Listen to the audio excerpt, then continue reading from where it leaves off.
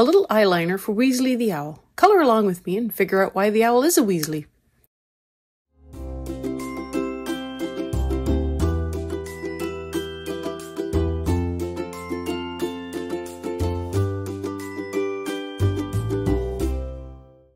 Hi everyone, I'm Catherine, the artist behind Bigelow Fine Arts. I'm continuing my journey through the Enchanted Forest and snapping a few pictures along the way. I am going to have this framed in a nice red lacquer frame so it will look nice on display. Come join me on my journey through the Enchanted Forest to discover the mystery that awaits in the castle at the center. Go ahead and hit that subscribe button if you haven't already, so you can join in and color along with me. I'm finally moving on to the owl, and the first thing I want to do is go through and add in shadows. This will help give the owl dimension and give me an idea of what will need to be darker. I am going for a light source on the right side since this is where I placed the moon. So I want the owl to be darker on the left and on the left side of any feathers. The top of the eyes will also be in shadow since the brows will cast a shadow from the top. So I want to make sure I am taking that into account as I fill in all of the shadows. I don't need them to be perfect because as I layer in more colors, I will keep adding in the shadows to make sure the contrast remains about the same. The shadows will really set the tone for the shape of the owl, so I am really going through and taking my time to build them up and get them where I think they need to be. This isn't a quick process. I evaluate each line and determine if I want it to pop out or fall behind something. I need to figure out which side the shadow will need to fall on and make the shadow darker closer to the line and feather it out further away from the line.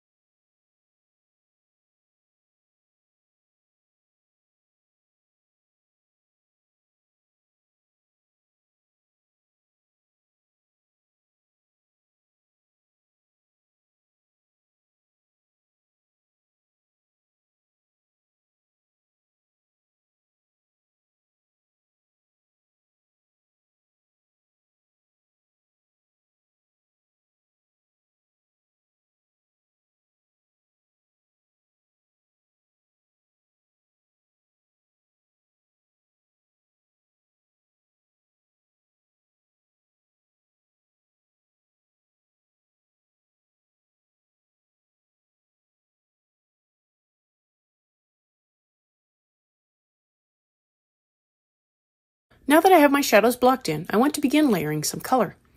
I begin with the burnt ochre, but this did end up being just a little too orange later on, so if you are following along, gauge how much orange you want around the eyes. I end up toning it down a little later on. So I use the burnt ochre on the outer ring around the eyes as well as on the feathers. I bring in the burnt umber to darken up the feathers where they overlap each other, darkening up the feathers and creating more contrast in the shadow.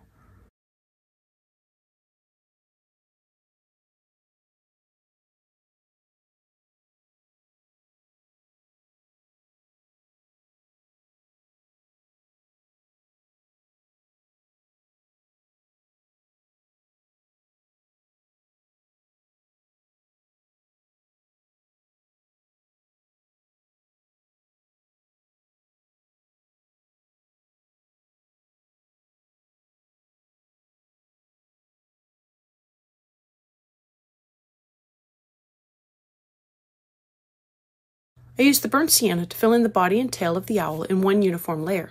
Since I am using a light hand, and I will be adding more layers and colors over top, it doesn't matter if I use a flat layer. I will be coming back in and adding in more texture and dimension as I blend in more colors.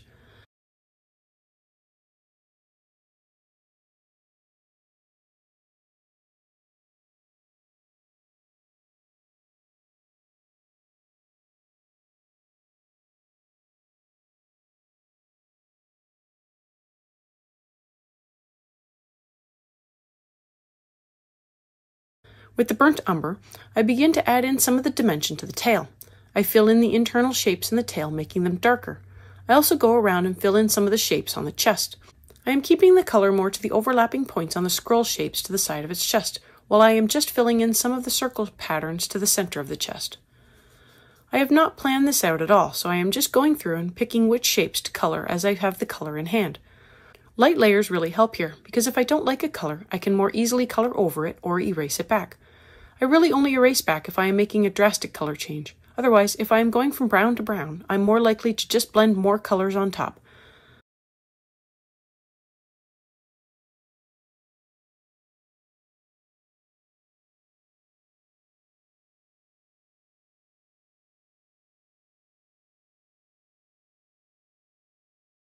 Using the walnut brown, I filled in some of the thin lines scrolling across the chest to make them look darker and stand out a little more.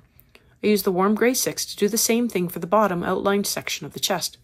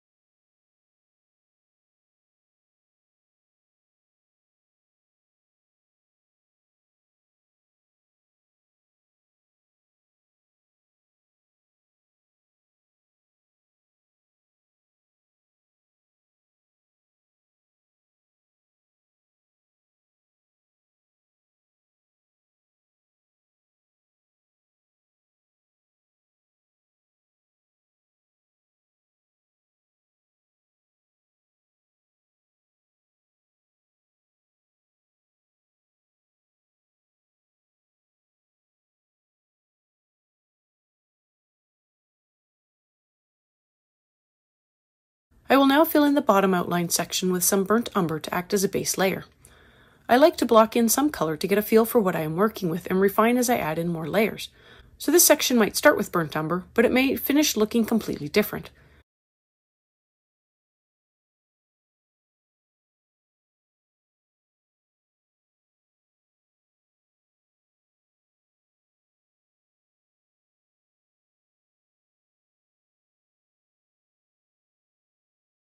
I'm still going through and just trying to get rid of the white of the paper with at least a light layer of something. So I bring in the burnt sienna and hit a couple of the open sections around the chest, the middle of the chest, and the lower eyebrows.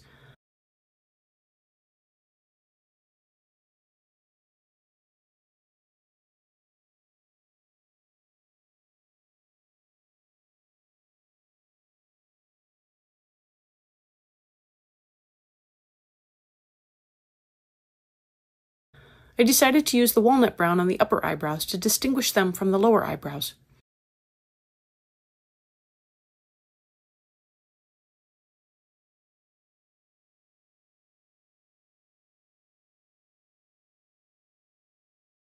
I used burnt ochre to finish filling in the rest of the head, and I'm just not feeling the orangeness of the color on this owl.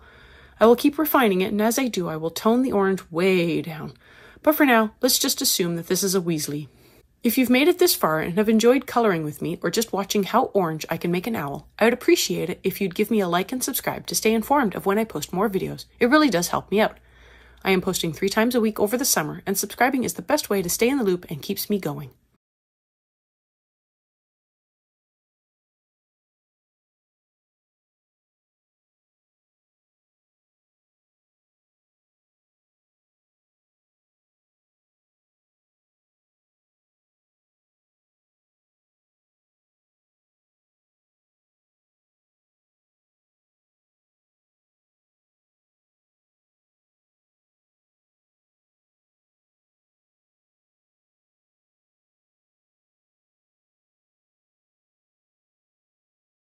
I come back in with the warm gray 6 and fill in the scroll patterns on the head.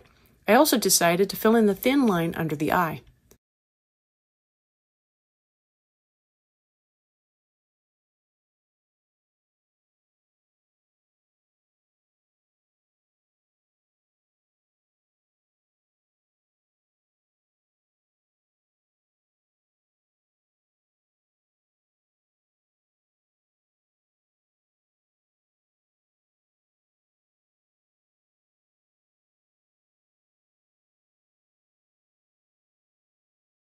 Now I'm starting to go through and add in more layers to refine color and define the owl even more. I am beginning with bistre, adding in another layer over the lower eyebrows to darken them up a little more. I follow that up with an additional layer on the scrolling on the chest to darken that up too.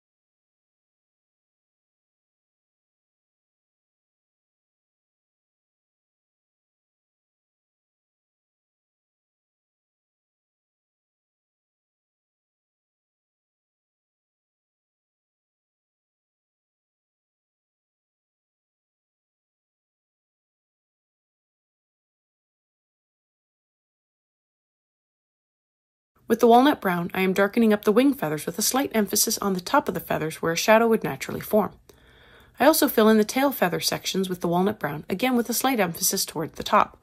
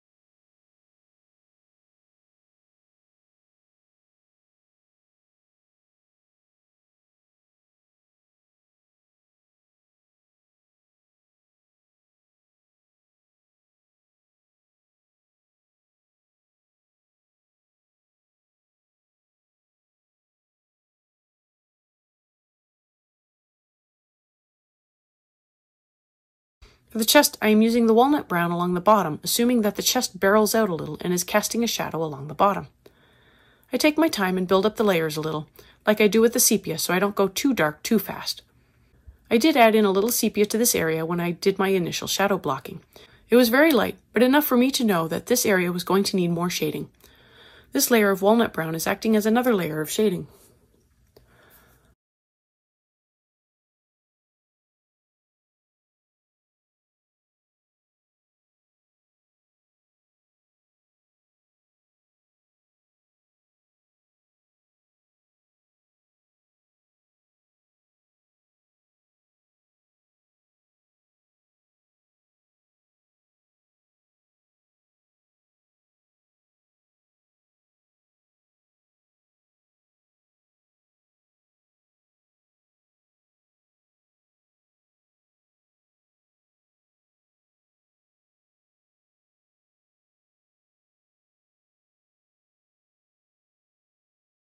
I'm moving on to the feathers on the wings. I come in with the burnt umber and fill in the small feather scrolls beside the beak.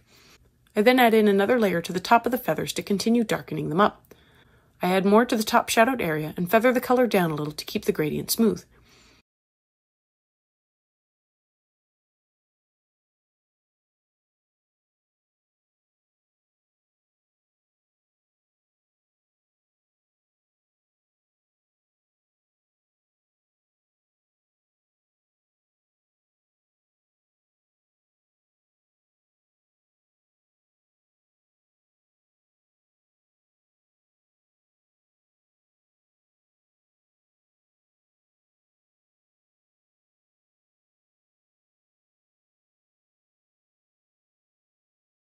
Once I finished with the feathers, I moved onto the head, trying to tackle the orangeness.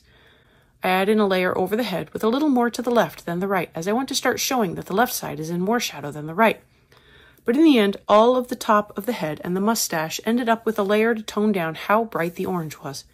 Still looks pretty orange in real life.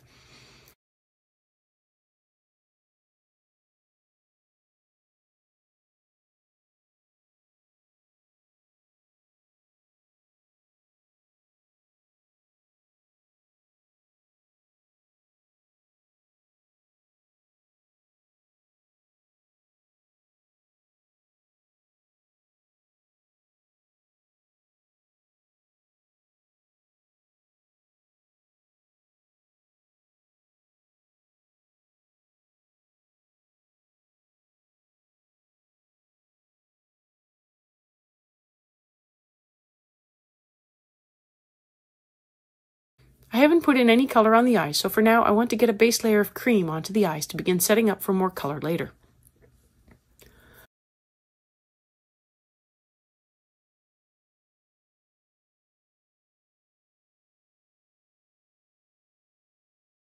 I feel like the owl is in a good place coverage-wise, so now I want to begin darkening and refining the colors, as I feel like some of them are a little bit off, like the head. I'm coming in with the Van Dyke Brown and working on some of the elements on the body and head by adding in a layer over some of the lighter areas and gradually working up the contrast.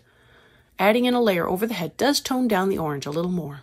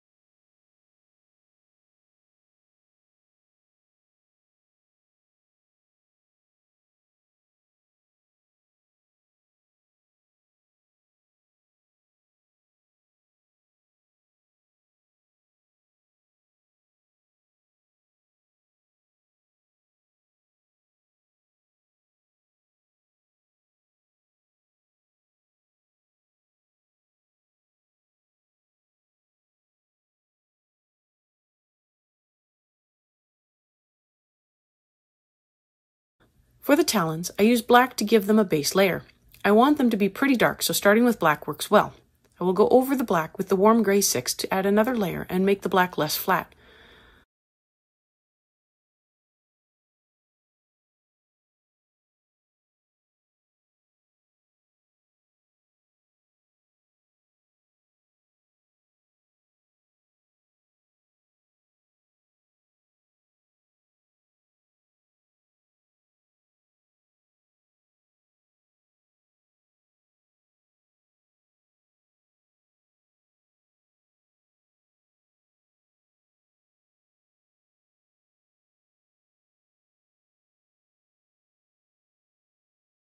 I also give the beak a base layer of warm gray 6. I follow that up with some black on the beak, keeping mostly to the outer sections. For the diamond in the middle of the nose, I put in a light layer over the left half of the nose to make it appear to be cast in shadow. I do the same thing for the little dot on the left side as well.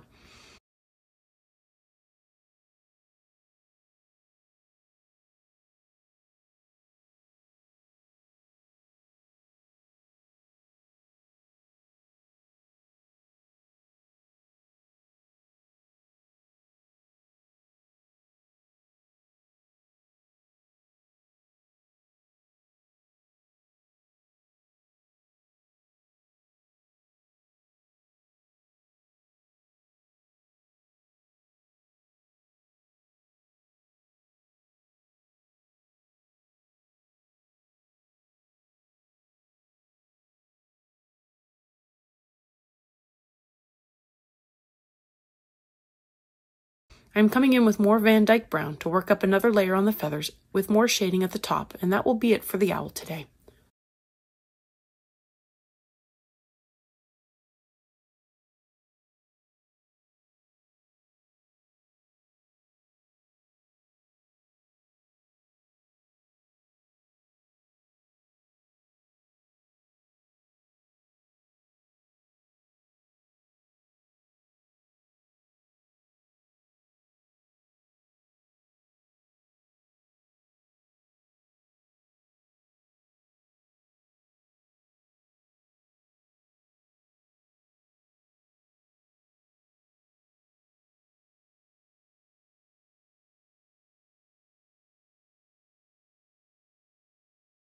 Thanks for joining me on this adventure today. Let me know below or on social media if you colored along. I'd love to know how you did. I'm on Twitter, Instagram, MeWe, and Patreon. Patreon has a short write-up of my palettes and a list of timestamps, and I've made them available for everyone. If you have any questions or page requests, please leave them below or reach out to me on social media. I put in a list of chapter breaks in the show notes, as well as a list of equipment I like to use. If you use any of my affiliate links, it really helps me out without costing you a thing. I want to thank you all so much for coming along and joining in with me on this coloring journey. I appreciate all my subscribers and look forward to more of you joining in and coloring along with me. Please like, share, and subscribe to help that happen. Until next time, happy coloring.